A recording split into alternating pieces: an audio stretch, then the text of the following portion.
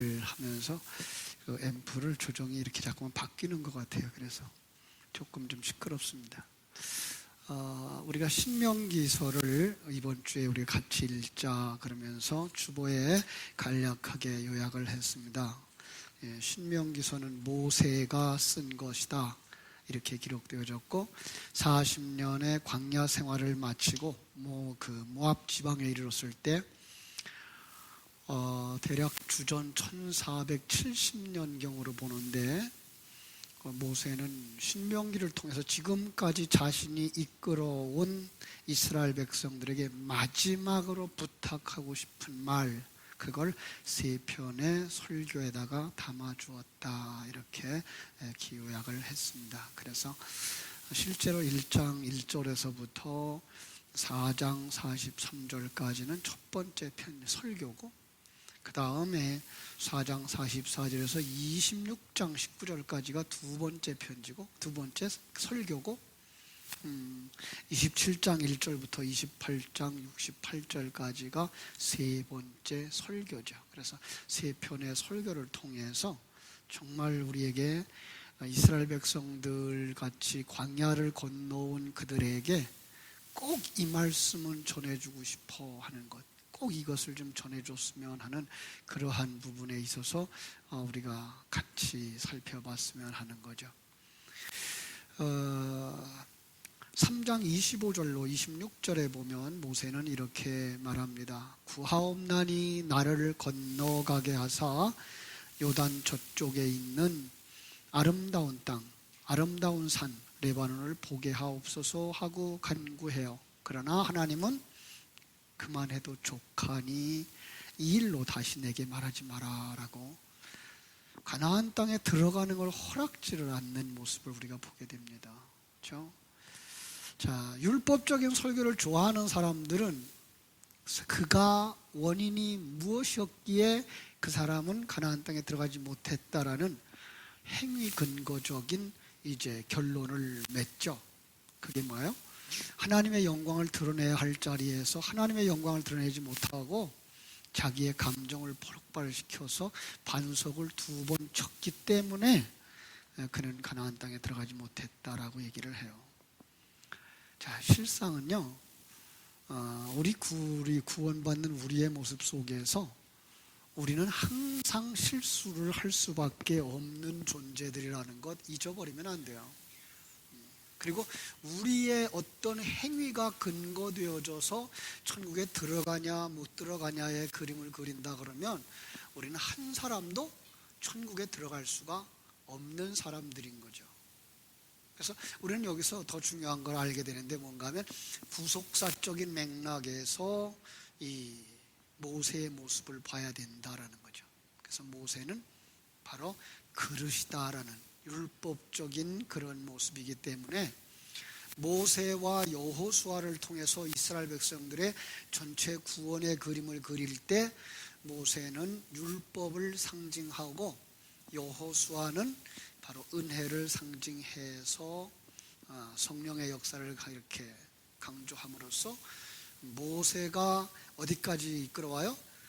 은혜 가운데 이끌어오면 모세는 자기 역할을 다 하게 되는 거죠. 그리고 이제 여호수아가 그들을 데리고 가나안에 들어가는 그림으로다가 구원의 한 그림을 그려요. 물론 가나안에 들어간다 그래서 거기가 천국은 아니에요. 그래서 가나안에 들어가 있는 모습 속에서 그는 또다시 신앙생활의 어떤 모습들, 우리 속에 남아있는 옛사람을 벗겨버려야 되는 그런 갈등의 문제도 계속 이야기를 하죠. 그러나 그런 면에서 우리가 이 구원론의 이야기는 단락해서 이해를 해야 될 거예요. 모세는 제2세들에게 약속의 땅에 들어가서 준행해야 할 하나님께 받은 율례와 법도를 전수할 필요가 있다고 느끼죠. 그래서 모세는 약속의 땅에 들어가라 라고 하는 이 얘기를 20번이나 반복해요. 그러니까 신명기서를 통해서 이스라엘 백성들에게 약속의 땅, 어디를 얘기하죠? 그것은 가나안 땅이죠. 그러나 가나안 땅만 얘기하고 있는 것 아니고 우리에게 어디를 얘기해요? 천국이죠. 네. 그런데 우리는 또다시 한번 얘기할 거예요. 이 천국은 어떤 곳이 천국이에요? 우리는 이 세상을 떠나서 저 꼭대기로 올라가서 어디 이런 것보다도 하나님이 통치하시는 곳, 그죠? 하나님의 통치가 온전히 이루어지는 그곳을 천국이에요. 물론 우리가 이 세상을 떠나서 옛사람을 벗어버리고 나면 어느 한순간 우리가 들어가겠죠. 거기에 우리가 생각하는 천국이 있어요. 그러나 그 천국은 여기에도 임하여졌다는 거예요. 그래서 가정천국, 심령의 천국 이런 말을 쓰는데 뭐예요? 하나님의 통치가 이루어졌을 때, 하나님의 통치가 이루어진다는 그 말 속에서는 하나님이 뭐가 돼요? 주인이 되어지고 왕이 되어지고 나는 종이 되어지고, 그렇죠? 그의 백성이 되어지는 그런 모습인 거죠. 이것이 이루어지는 곳이 바로 천국이다. 그래서 하나님이 우리와 함께 하시는 것을 누리는 삶이 여기에서 나오는 거죠. 그죠? 하나님의 통치가 이루어지고 하나님이 주인 되어지고 내가 그 백성 되어진다 그러면 우리는 여기서 하나님의 나라를 누리면서 살아가는 거죠. 거기가 뭐예요? 평화가 있는 곳, 평강이 있는 곳, 부족함이 없는 곳. 그죠? 바로 그 부분을 우리에게 가르쳐 주면서 이 땅으로 들어가라, 이 자리로 가라라고 하는 이야기를 20번이나 반복해요. 26장 1절 제가 읽어드릴게요. 네 하나님 여호와께서 네게 기업으로 주어 차지하게 하실 땅에 네가 들어가서 거기서 거주할 때에, 거기에 들어가서 거한대요. 들어가서 내가 오늘날 명하는 모든 명령을 너희는 지켜 행하라. 자, 여기서 지키다는 뭐라 그랬죠? 흘려보내지 말고 가지다라는 거예요. 생명을 가지는 거예요. 이걸 가지는 거예요. 하나님의 통치가 이루어지고 하나님이 주인이고 왕이고 나는 그의 백성이고 아무것도 아닌 존재, 하나님이 떠나버리면 나는 아무것도 아닌 존재라는 걸 깨닫고 누리는 삶이 천국인 거예요. 거기에 들어가라는 거예요. 이거 잃어버리지 마라. 이게 뭐예요? 지켜 행하는 거예요. 지키면 이것이 생명이 되어져요. 이 생명이 되어지면 이 생명에 의한 뭐가 나와요? 삶이 나오는 거죠. 그것이 뭐예요? 행하다라는 말로 바꿔 쓸 수 있게 되는 거예요. 그렇죠? 그래서 이것이 바로 성도들에게 주신 신명기를 주신 목적이에요. 이 삶이 이루어지기 위해서 우리는 꼭 무엇을 통과해야 되죠?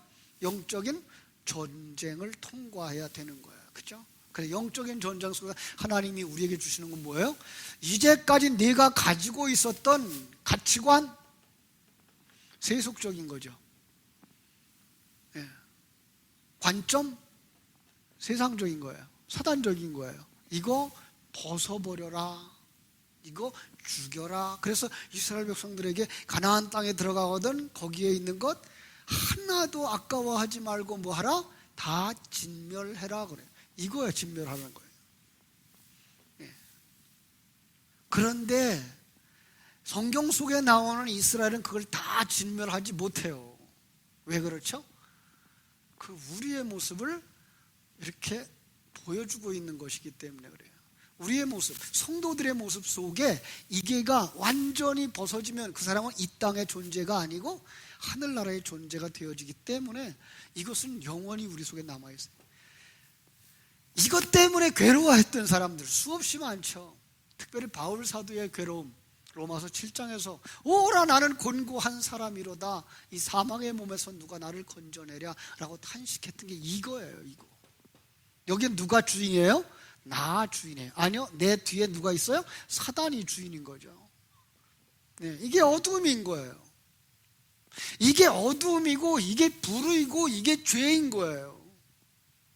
여기서 뭐가 나와요? 여기에서 삶이 나오죠. 그 삶은 어떤 삶이에요? 그게 바로 죄인의 삶인 거죠. 이걸 자범죄 이렇게 말하는 거죠. 그렇죠?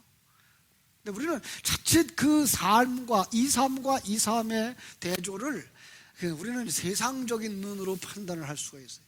아니요, 하나님의 눈은 이 삶과 이 삶은 전혀 평가가 안 되고 비교가 안 돼요.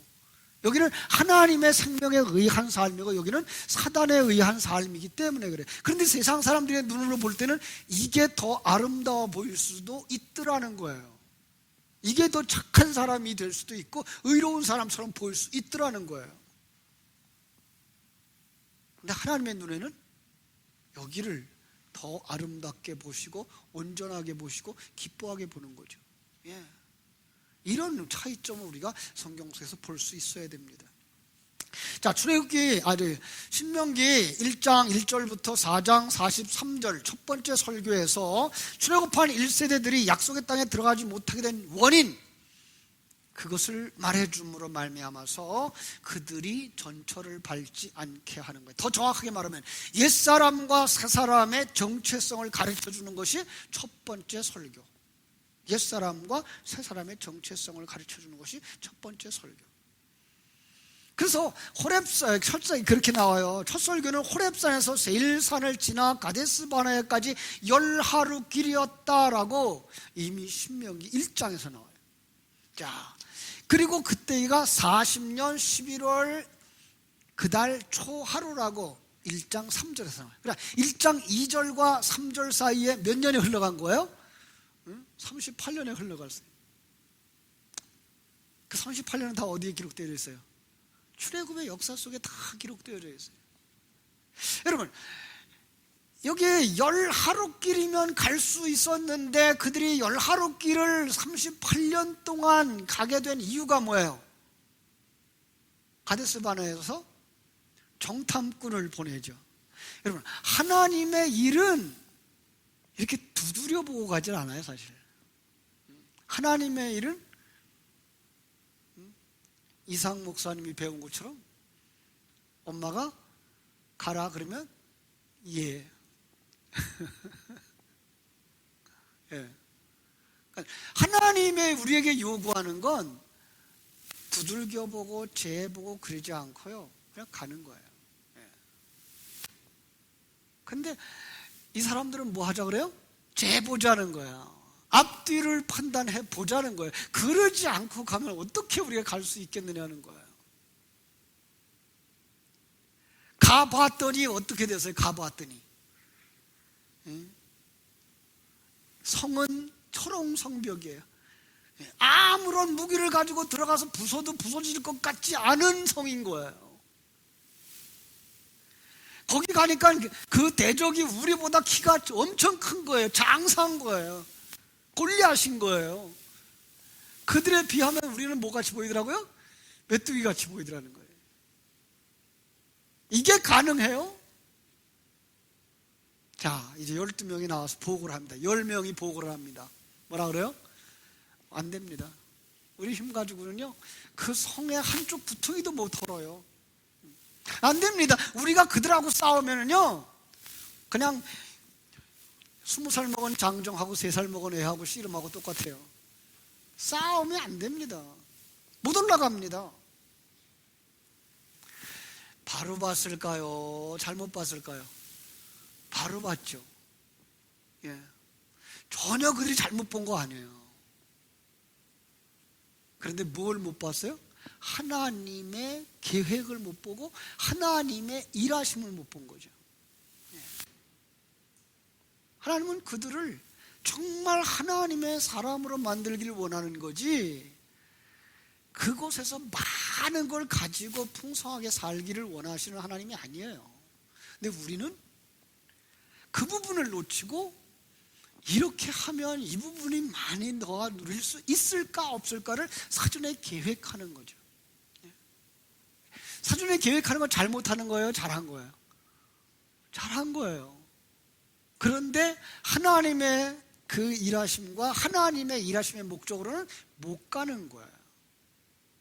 그래서 하나님은 너희들 속에 아직도 뭐가 있어서 그렇다? 옛사람이 있어서 그렇다. 그 옛사람 벗겨버려야만 들어갈 수가 있다. 그래서 옛사람을 벗겨버리는데 얼마의 시간이 걸려요? 38년. 자, 재미나죠, 그죠? 38년. 요한복음에 보면은 몇 년 된 중풍병자가 나와요? 38년. 예, 똑같은 이야기를 하고 있는 거예요. 그들 옛사람은, 이 옛사람은 38년 동안, 그죠? 비록 2년 동안의 은혜를 맛봤어요. 하나님의 인도하심 속에서 맛보면서 살아왔어요. 그런데 불구하고 옛사람을 벗어버리지 못하였기 때문에 40년 동안, 그죠? 그 2년 포함해서 40년 동안 옛사람은 벗겨지고 마는 거죠. 그래서 40년 동안의 옛사람은 죽는 거죠. 벗겨지는 거죠. 무엇이? 옛사람의 사고, 옛사람의 생각, 옛사람의 가치관. 그죠?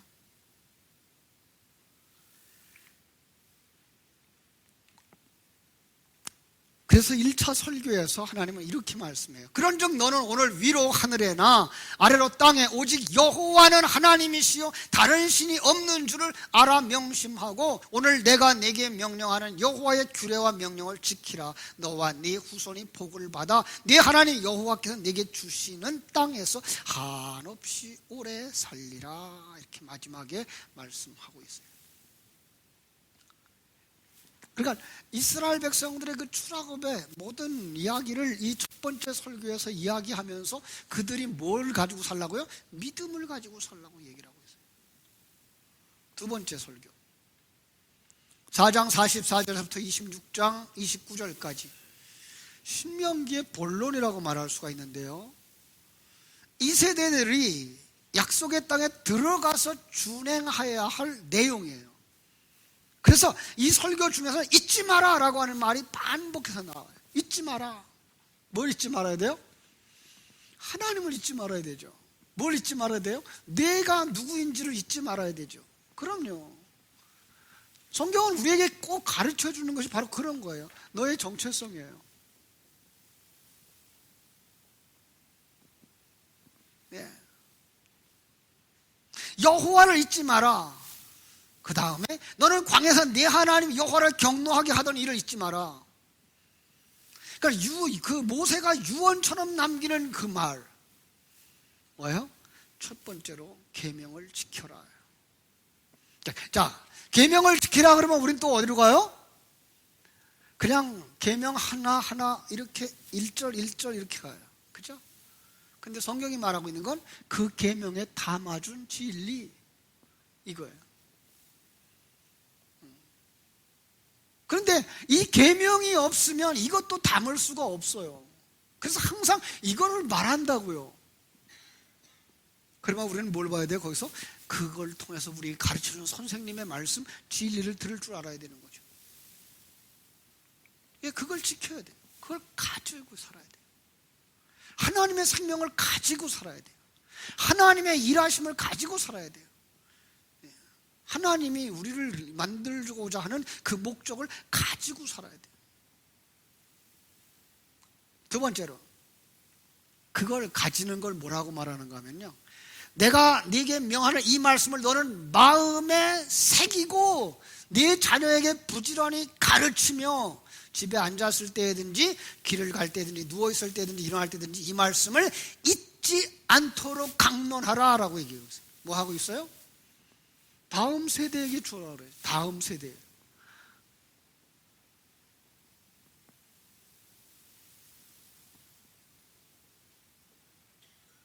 예, 다음 세대를 살려라. 내 자녀 다음 세대예요. 우리 어린 생명들 다음 세대예요. 그런데 그 생명을 살리려면 누가 살아야 이 생명을 살릴 수 있다고요? 예, 통로인 내가 살아야 이 다음 세대가 살 수 있는 거예요. 그래서 중요한 거예요. 그렇죠? 그래서 우리에게 뭘 요구하는가 하면 너는 다른 신에게로 가지 마라. 우상 숭배하지 마라. 하나님은 질투하는 하나님인 즉 하나님이 네게 진노하사 너를 지면에서 멸절시킬까 두려워해라. 우상 숭배하는 자들, 하나님을 우상으로 여기는 자들, 그 다 아직도 자기예요. 나예요. 이거 벗겨버리지 못하면 천국에 못 들어간다. 그래서 신명기 첫 장에서부터 얘기를 해요. 너희 조상 아브라함과 이삭과 야곱에게 맹세로 시작하여 마지막 장에서는요, 아브라함과 이삭과 야곱에게 맹세하러 마쳐요. 그러니까 이 맹세, 언약들이 얼마나 중요한 것인가를 우리에게 가르쳐 주는 거예요. 하나님이 우리에게 복을 주시려고. 어떤 복? 하늘나라를 우리에게 주시려고. 그렇죠? 자, 그래서 정말 우리가 다음 세대를 생각하고 살리려면 우리가 뭐 해야 돼요? 우리가 생명을 가진 자가 되어야 돼요. 예. 내 속에서 하나님의 생명이 없으면, 내 속에서 하나님과 함께 살아가는 그 삶이 없으면 다음 세대가 안 살아나는 거예요. 다음 세대는 말로 변하는 게 아니고 뭘로 변해요? 행함으로 변한다니까요. 우리의 행함으로 변한다니까요.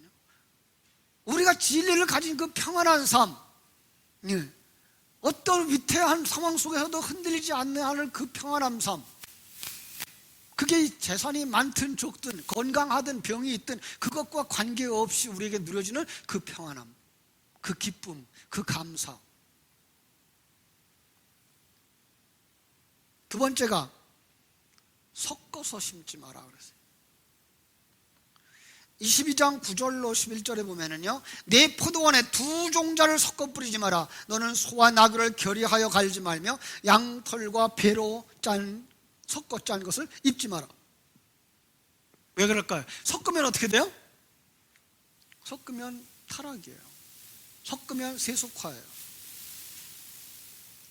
여러분, 이걸 섞어서 짜면 안 된다고 그래가지고 지금도 유대인들은 이렇게 거울을, 현미경을 가지고 다니면서 이 사람이 입은 옷이 혼방인가 아닌가를 살피는 사람들이 있대요. 근데 성경은 그런 얘기를 하고 있는 게 아니에요. 하늘나라 진리를 세상적인 방법으로 해석하거나 세상적인 것들을 갖다 하나님의 말씀인 양 활용하고 있는 것, 이게 바로 섞이는 거거든요. 하나님은 이걸 절대적으로 바꾸는 거예요. 이걸 배제시키는 거예요. 왜냐하면 그들이 들어가야 할 그 땅은 비어있는 땅이 아니고요, 소돔과 고모라 같은 죄악이 관영하고 마땅히 심판받을 땅이에요. 거기가 어디예요? 내 속의 옛사람이에요. 내 속의 옛사람은요, 사단에게 아주 잘 훈련되어져서 100% 사단에게 순종하던 사단의 종이었어요. 나만을 위해서 살고 나를 위해서 사는, 거기에 예수 생명이 딱 들어갔어요. 예수 생명은 누구를 위해서 살려고 그래요? 하나님 위해서 살려고 그래요. 나만 위해서 살던 사람이 하나님 위해서 사는 게 쉬울까요? 어려울까요? 그렇죠? 안 되는 거예요. 이게 잘 안 되는 거예요.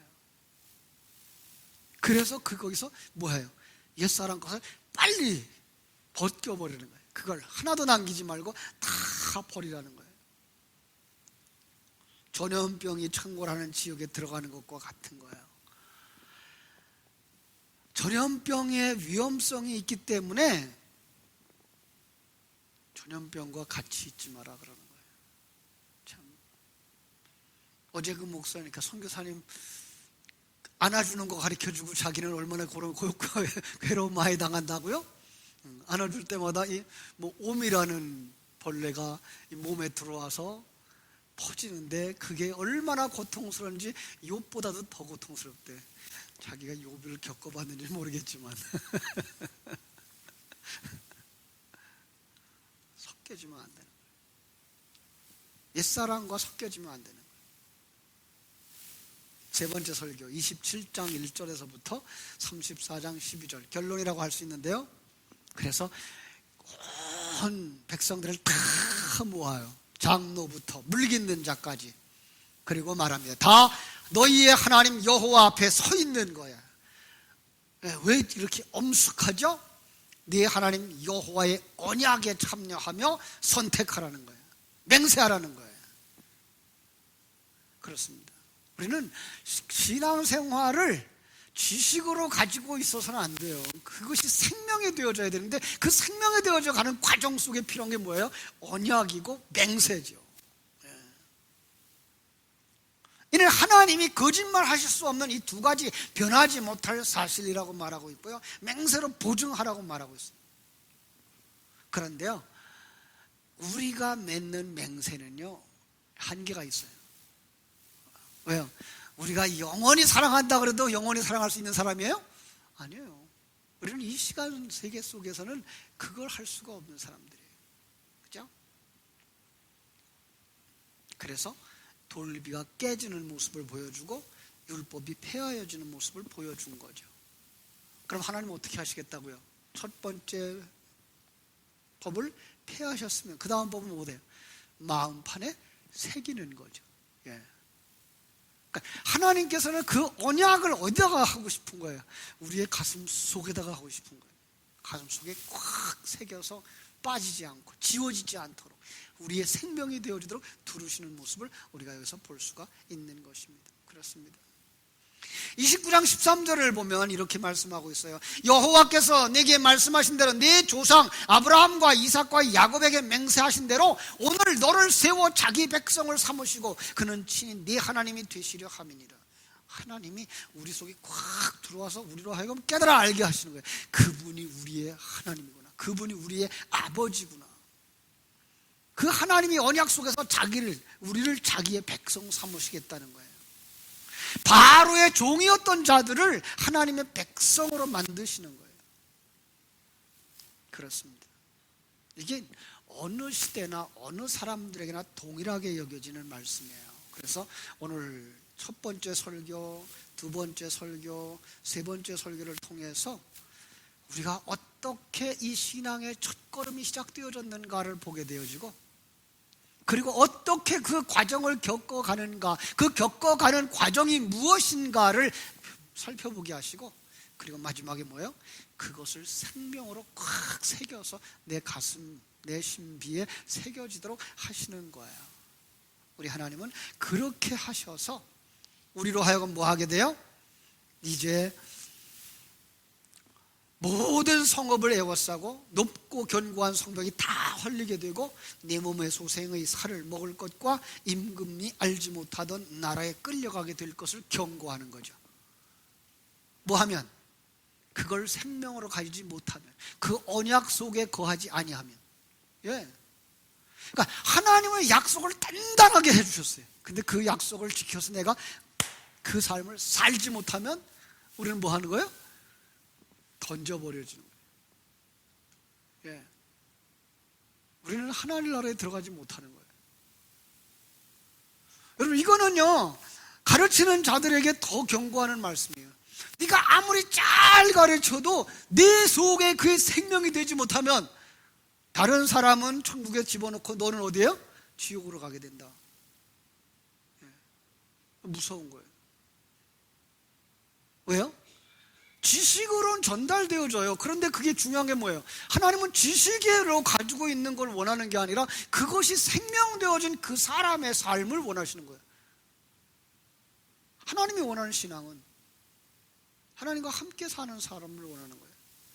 머리로 알고 많은 것 아는 것, 신학적인 것이 어떻고, 과거의 역사가 어떻고, 성경에 어떤 지식들이 있고, 그거보다 더 중요한 거 뭐라고요?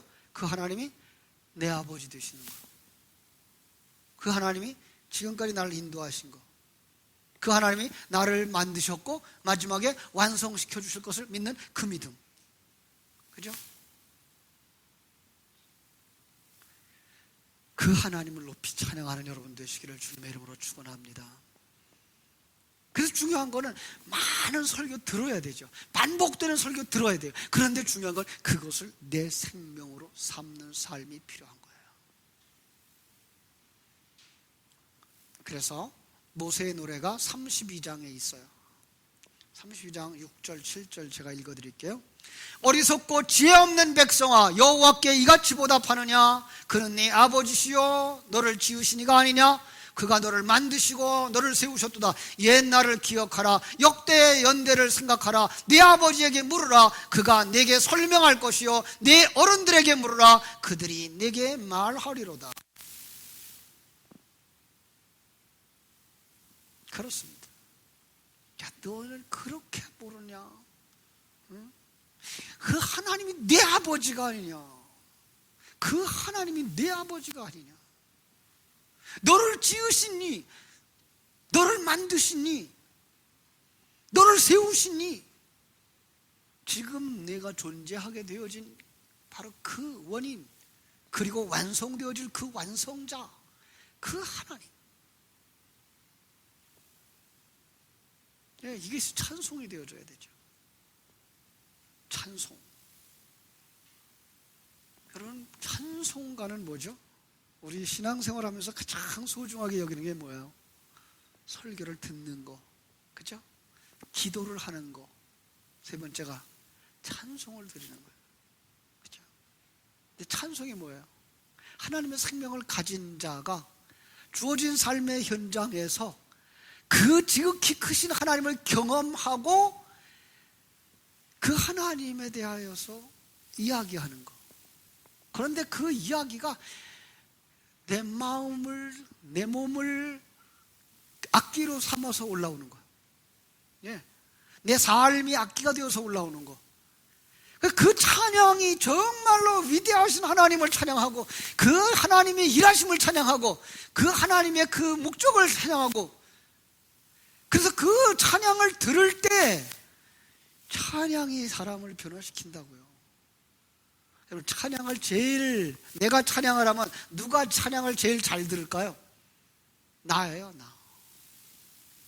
여러분, 그래서 중요한 거예요. 그래서 찬송은 리듬을 맞추는 것도 중요하고, 예, 함께 이렇게 조화를 이루어서 부르는 것도 중요하지만 더 중요한 건 내 마음이 실려 있는 찬송. 예. 바로 여러분들이 찬송이 거기까지 이르게 되기를 주님의 이름으로 축원합니다. 그래서 찬송은 곡조에 있는 기도고요, 입술의 열매고요, 그 찬송은 우리를 온전케 만드시는 하나님의 능력인 거예요. 사랑하는 여러분, 이 신명기서를 조금은 길어요. 그렇지만 여러분들이 차근차근 읽으셔서 34장으로 되어져 있는데요, 한 번에 읽기는 조금 벅찰 거예요. 그러나 가능하면 한 자리에서 다 읽으시고요, 그리고 다시 한 번 읽어보시면서 오늘 이 주보에 나와 있는 그 개요를 살펴가면서 읽으시면 정말 하나님이 우리에게 주시는 약속의 말씀, 그리고 꼭 유언어 남겨주고 싶은 말씀, 강하게 권하고 싶은 말씀이 무엇인가를 여기서 붙잡을 수가 있을 거예요. 그러면 여러분들은 신명기서의 중요한 약속의 말씀을 생명으로 삼고 허락하신 그 환경 속에서 하나님을 찬송하는 자 되어질 줄로 믿습니다. 기도하겠습니다. 하나님 아버지, 감사합니다.